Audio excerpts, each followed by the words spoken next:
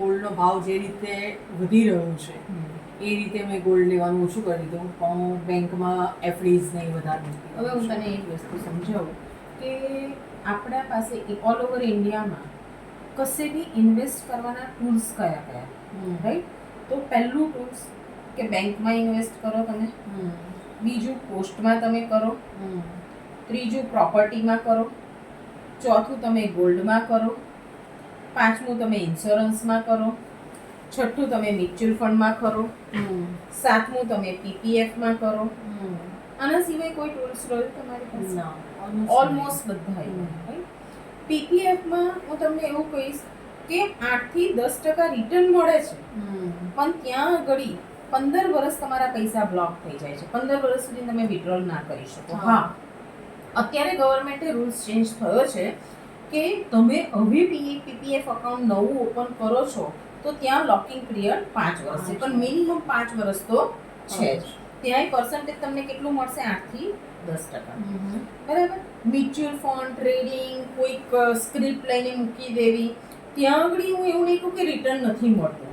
ત્યાં તમને 15 થી 18% રિટર્ન મળશે, પણ ત્યાં તમે શ્યોરિટી નહીં કહી શકો કે આટલું તો મળશે જ. ત્યાં તું એટલું નહીં કહી શકે કે મેં આટલા પૈસા મૂક્યા છે અને મને આટલા તો થશે જ. માર્કેટ બેઝ છે. ત્યાં આગળ રિટર્ન મળશે, પણ તારે લોંગ ટર્મ 5 થી 10 વર્ષ વેઇટિંગ કરવાની કેપેસિટી તારામાં હોવી જોઈએ. બીજું, આજે બી તું 100 લોકોને પકડીશ ને એમાંથી 60 લોકો એવું કહેશે કે ના ભાઈ મને ઓછું મળશે ને તો ચાલશે, પણ મારા પૈસા મને સિક્યોર જોઈએ અને ગેરંટેડ હોવા જોઈએ. હા, એ તો બરાબર છે ને. હવે બીજા બચ્યા 40%. 40%માંથી 20% ઇન્વેસ્ટ કરશે, પણ એ શેમાં ઇન્વેસ્ટ કરશે? ખાલી ગવર્મેન્ટ બોન્ડ, ગવર્મેન્ટ સિક્યોરિટી, કે જ્યાં આગળ બેંકનું રિટર્ન તો મળશે. એ લોકોને એવી એ હશે કે ભલે મને ઓછું રિટર્ન મળશે પણ બેંક જેટલું રિટર્ન તો મળશે. 20% પબ્લિક એવી છે કે ટોટલી ઇક્વિટીમાં ઇન્વેસ્ટ કરશે. એટલે તું સમજી શકે છે કે આ સેક્ટર કેટલું એ છે, રાઈટ? બીજું ઇન્સ્યોરન્સમાં પહેલા લોકોને અવેર નહોતી કે 15-15, 20-20 વર્ષ પૈસા ભર્યા પછી બી તમને બેંક જેટલું જ રિટર્ન મળે છે આઈઆઈઆર કાઢો તો, રાઈટ? તો હવે પબ્લિક અવેર થઈ ગઈ છે કે ઇન્સ્યોરન્સ એટલે ટર્મ પ્લાન. આજે તને 15,000 રૂપિયામાં 50 લાખનો ટર્મ પ્લાન મળતો હોય તો કોઈ બી વ્યક્તિ એવું વિચારે કે હું ત્યાં આગળ લાખ 2-2 લાખ રૂપિયા શું કામ ઇન્વેસ્ટ કરું? એટલે આજનું જનરેશન ખાલી ઇન્સ્યોરન્સ ટર્મ પ્લાન માટે છે, ઇન્વેસ્ટમેન્ટ માટે નથી. ગોલ્ડ, તે જે હમણાં કહ્યું કે એવરી ટાઈમ ગોલ્ડમાં ઇન્વેસ્ટ કરવું પોસિબલ નથી, રાઈટ? પ્રોપર્ટી સેમ, કે પ્રોપર્ટી એવરી ટાઈમ તમે પ્રોપર્ટી નથી લઈ શકવાના, અને કદાચ તમે લો છો બી ખરા તો ઘણી બધી જોઈએ ને માટે. અને જ્યારે તમારે સેલ કરવી હશે ને એ ટાઈમે તમે આ વસ્તુ સેલ નહીં કરી શકો. પોસ્ટમાં તમને 8% રિટર્ન મળશે, પણ ત્યાં આગળ તમારે 5 વર્ષ લોકિંગ થઈ જશે. બરાબર. હવે બેંક એટલે આરબીઆઈ આવ્યું. આરબીઆઈ શું કહે છે કે 2 જગ્યાએ એફડી થાય. બેંકમાં તમે એફડી કરો છો તો ત્યાં તમને 4 થી 8%નું રિટર્ન મળશે. બરાબર. આ એફડી તમે કરો છો ત્યાં આગળ તમારે માનો કે 5 લાખ કર્યા છે, 10 લાખ કર્યા છે, 50 લાખ કર્યા છે, બેંકને કશું થવાનું નથી, પણ બાય ચાન્સ કંઈક બેંકને થયું તો તમારા પૈસાના 5 જ લાખ સિક્યોરિટી છે. પહેલા 1 લાખ હતી, મને આ નહોતી ખબર. હા, પહેલા 1 લાખ હતી, હવે વધીને એ 5 લાખ થઈ છે. તમારી બેંકની એફડી હોય ને એની પાછળ તમે લખેલું હશે એ જોજો. અને મમ્મીને કેવું પડશે. હા, આજે તું જો કોવિડ આટલા વર્ષોમાં કેટલી વાર આવ્યો? પહેલી વાર આવ્યો.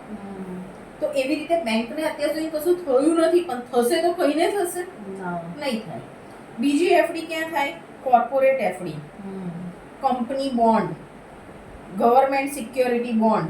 તો આ company FD, company debenture, company bond, આ બધામાં અમે આવીએ છીએ. જ્યાં આગળ તમને 8 થી 12%નું રિટર્ન મળે છે.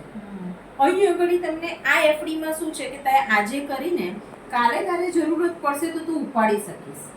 જ્યારે અમારી ત્યાં તું કોઈ બી જગ્યાએ કોઈ બી એમાં પ્લાનમાં જઈશ તો ત્યાં લોકિંગ પિરિયડ આવશે કે ફોર એક્ઝામ્પલ 18 મહિના, 36 મહિના, 50 મહિના, 84 મહિના, એવી રીતે અલગ અલગ ટેન્યુઅર આવશે કે એટલા ટાઈમ માટે તારા પૈસા બ્લોક રહેશે.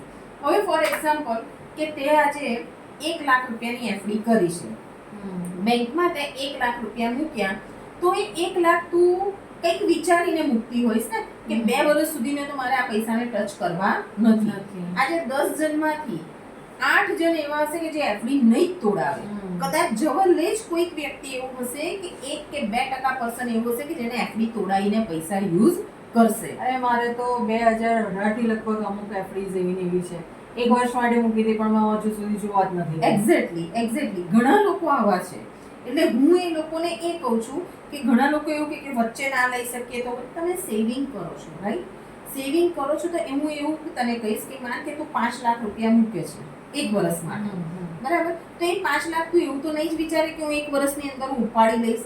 માન કે કદાચ જસ્ટ ઇન કેસ જરૂર પડી તો તને 2 લાખની જરૂર પડશે. તો હું તને એવું કહું કે એ 2 લાખ તું બેંકમાં જ પાર્ક રાખ, પણ બાકીના જે 3 લાખ છે એ તું એવી રીતે સિક્યોર મૂક કે તને રેટ ઓફ ઇન્ટરેસ્ટ બી વધારે મળે છે. અને બીજું, અમાર બેંકમાં તું મૂકીશ એટલે જે બી ઇન્ટરેસ્ટ આવશે ત્યારે 15G ને તારે TDS ને ટેક્સ ને એ બધું ભરવું પડશે. એ તો બહુ મોટું બરાબર. જ્યારે તું અહીં આગળ મારા થ્રુ મારી કંપનીમાં કરે છે તો તને ટોટલી ઇન્ટરેસ્ટ ટેક્સ ફ્રી મળશે.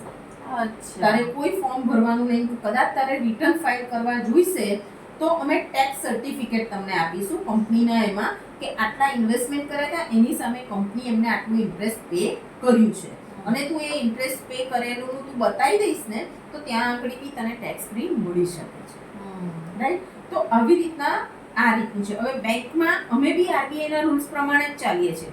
ત્યાં બી 8 થી 12% નથી મળતું. જે તે બેંકનું મેં તને કહ્યું કે કશું બી થયું તો 5 લાખની સિક્યોરિટી છે, રાઈટ? અમારી ત્યાં 100% સિક્યોરિટી છે. કેમ?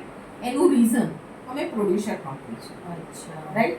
પ્રોડ્યુસર કંપનીમાં અમારી કંપનીનું જે છે અમે બી અલગ સેક્ટરમાં કામ કરીએ છીએ.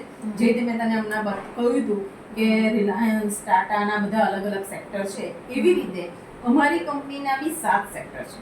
સમૃદ્ધ Surabhi India producer company limited, એક ઇન્વેસ્ટમેન્ટ એન્ડ ફાઇનાન્સ જેને હું રિપ્રેઝન્ટ કરું છું, રાઈટ? બીજું FMCG એટલે ખાવા પીવાની બધી વસ્તુઓ, એમાં તો કોઈ દિવસ બંધ થવાનું જ નથી. અને ત્યાં આગળ અમારા બધા જ પ્રોડક્ટ ટ્રેડમાર્ક તો હતા જ પણ RB થઈ ગયા છે, રાઈટ? ત્રીજું છે રિયલ એસ્ટેટ. એમાં વિન્ડી યુનિવર્સલ પ્રાઇવેટ પ્રોપર્ટી કરીને અમારી રિયલ એસ્ટેટ કંપની છે કે જે અમે મોટા બિલ્ડર સાથે ટાઈ અપ કરીએ છીએ અને પ્રોફિટ માર્જિન અમે લઈએ છીએ. ત્યાં અમારું કશું ઇન્વેસ્ટમેન્ટ નથી, રાઈટ? બીજું છે ઇમ્પોર્ટ એક્સપોર્ટ. તો જેવી રીતે ટાટાએ સ્ટારબક્સ કોફી શોપ આપ્યું છે એવી રીતે અમે બી કશે ઇન્વેસ્ટ કરી શકીએ છીએ કે ત્યાંની કંપનીને બી અહીંયા અમે લાવી શકીએ છીએ, રાઈટ? ચોથું મેઇન એગ્રીકલ્ચર, ફાર્મર લોન. તો કંપની પોતે બી ખેતી કરે છે અને ખેતી કરાવે બી છે, રાઈટ? ફાર્મર લોન તો ઘણા ફાર્મર એવા હોય છે કે જે લોકો પાસે જમીન હોય છે પણ બિયારણના પૈસા નથી હોતા. તો એવા 6000 થી વધારે ફાર્મર ઓલરેડી અમારી પાસે જોડાયેલા છે કે જે ફાર્મરોને અમે કંપની લોન આપે છે, ઉત્પાદન કરાવે છે ને એમનું ઉત્પાદન અમે લઈએ છીએ અને APMC કરતાં વધારે એમને પ્રોફિટ કરીને અમે આપીએ છીએ, રાઈટ? તો આ બેમાંથી જે ઉત્પાદન થાય છે એ કોમોડિટી ટ્રેડિંગ થાય છે, રાઈટ? જે રીતે શેર માર્કેટનું ટ્રેડિંગ થાય છે એ રીતે કોમોડિટી ટ્રેડિંગ બી થાય છે. એને સાટા પદ્ધતિ કહે છે, રાઈટ? હવે અહીં આગળ તું જોઈશ કે ટ્રેડિંગ બધી જ વસ્તુ તો અમે લઈ નહીં શકીએ. અમારું મેઇન ઉત્પાદન શું છે એ હું તને કહું.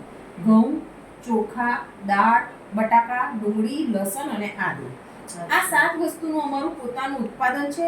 આ 7 વસ્તુ જેની ખેતીમાં, જેના જમીનમાં ઉત્પાદન થતું હોય એવા ફાર્મર અમારી સાથે જોડાયેલા છે. હવે આ 7 વસ્તુનું તું જોઈ